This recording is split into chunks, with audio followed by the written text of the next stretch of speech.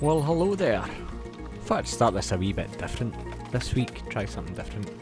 The main reason being is I was quite sick last week, and so recording content with myself was a bit of a push when I couldn't really drink anything or do anything until that tasting that you've just watched there. So I set up the cameras and I thought, well, it had been my birthday, let's bring down some of my presents down at the Black Lodge and let's show it off. So some Iron Brew 1901, some quality PX sherry there, nectar. Sorry if this is a bit fast, but it was ages long. This was Paul John PX cask. Quite excited by that, something a little bit different. A little label maker I got for my samples. Now in here I picked up a bottle of Four Roses, single batch, my favourite bourbon. But I was looking because it never had the little leather tag it used to have on it. Don't know if that was intentional or not. Picked up another green spot. Everyone knows I love the green spots, and you can see behind it there's other spots there. Just need the yellow now to complete the infinity gauntlet of the spots. This was exciting. Oh yeah, great pleasure in popping those things. But Daphmil, these were the Daphmils I spoke about in the last one. They came, the Dram Buster PX specials. Put the sherry beside it as well, because PX and PX, but quality. I normally get crap saying open your bottles, so you know what?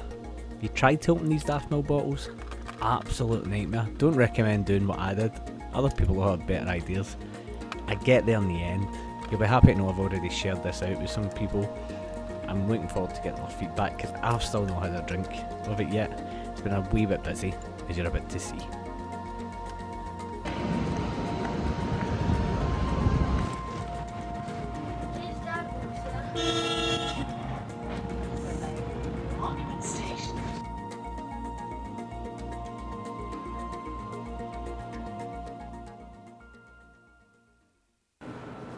Welcome, we are back in London. It's Saturday. It's not raining anymore, thankfully. Seems to be, I found a wee quiet side street next to where the Whisky show's happening with a handy shelf outside a pub that's shut. I was going to get a pint. Rocked up, there's no time on the ticket. It says 6 till 10 or 8 till 10, and I knew it wasn't 8 till 10 that I had, and it turned out it's 7. So I've got 50 minutes to kill.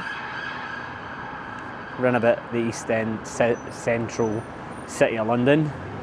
Gotta go and get a pint, but it should be good. Here we go. My beautiful set. See, shelf, handy. That's the windmill.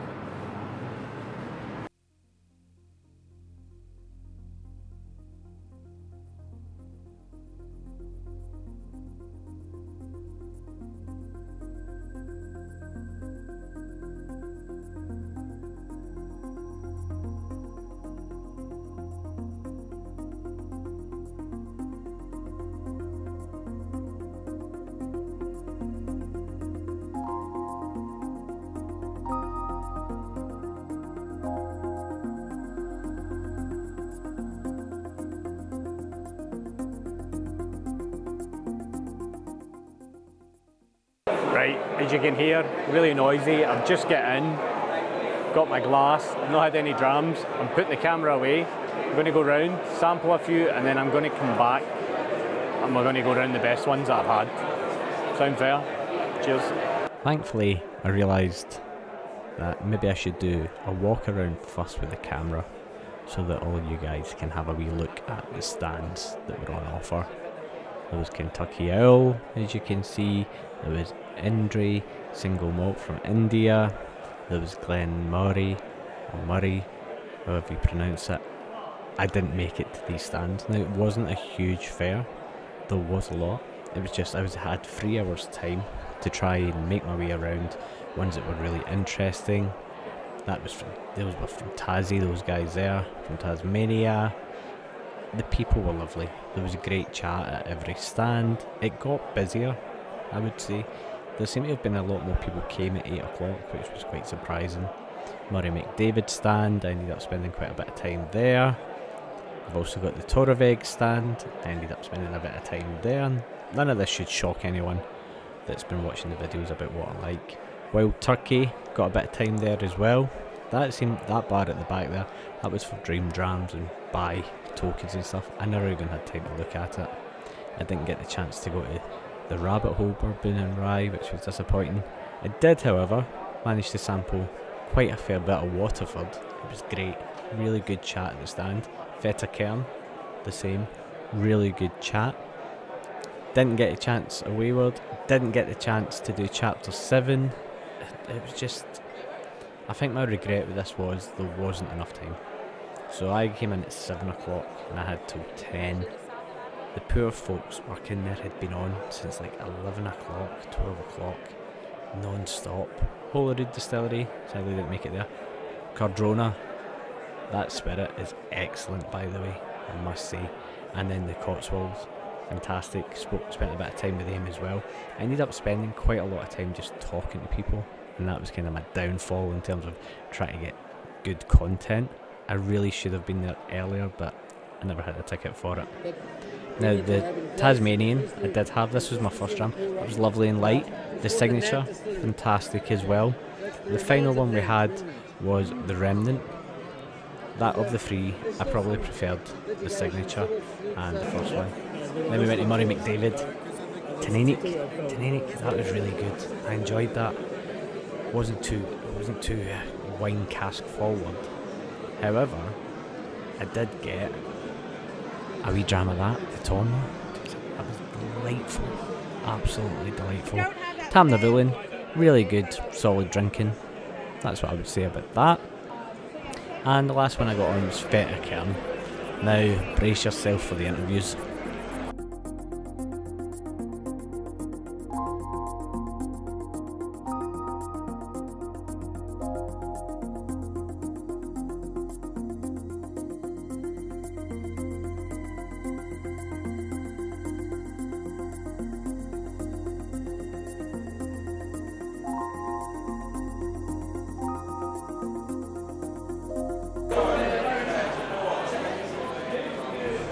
And we have Chris. Chris, how you doing?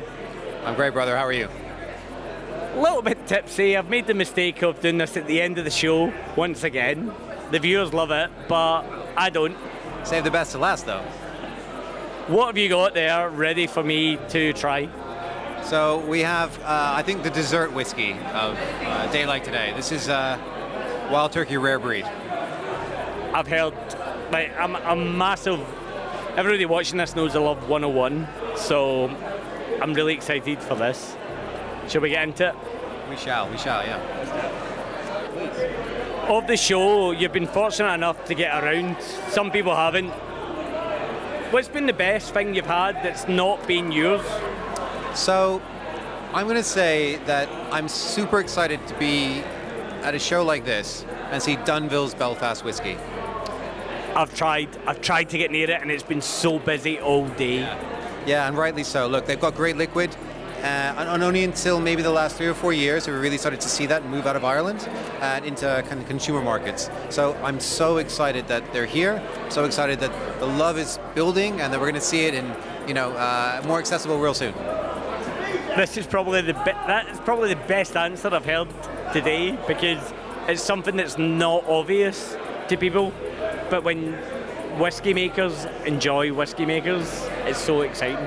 Yeah, so much time for Belfast and what they do, and it's time for them to be on the map. Torabeg Distillery stand. I'm going to pass the mic over. Hey, how's it going? I'm Stuart. I am UK brand ambassador for Torabeg Distillery and Mossburn Distillers. And yes, I'm on TikTok. I'm Dram Dabbler on TikTok. What was the best thing, dram, pour that you had that wasn't your own? So first off, I like the fact that you said it's a simple question. You've watched enough of my videos to know I'm not good at answering a straight question. My dram that's not ours, probably Rabbit Hole Rye. Really enjoyed that. Way less spiciness than I expected. Nice, super smooth. That's a kick-ass dram. Scotch's Feta Cairns 18 in their Scottish Oak was a superb dram. Also Paul John's Methuna, great dram. So yeah, tried a few from different folk. Just some amazing whiskies. That's one of the best things about doing this job is you get to try these amazing whiskies while you're here, as well as chatting about whiskey. I'm back. And we've got Daniel from Murray McDavid. How was the show? The show was fantastic, really, really busy. Everybody was really interested, and we poured a lot of whiskey. If you want to turn the camera around, you can see how much we poured, and everybody seems absolutely delighted with everything. So. Outside of your own, what was your favourite thing that you had? So I had a 17-year-old Tom and Sow that was finished off in PX, and it was sensational. What would you say was the best one that maybe a lot of people had, but maybe you held back or you did something a wee bit famous with? It's got to be the 21-year-old Lacheg that was finished off in Margot wine. It was.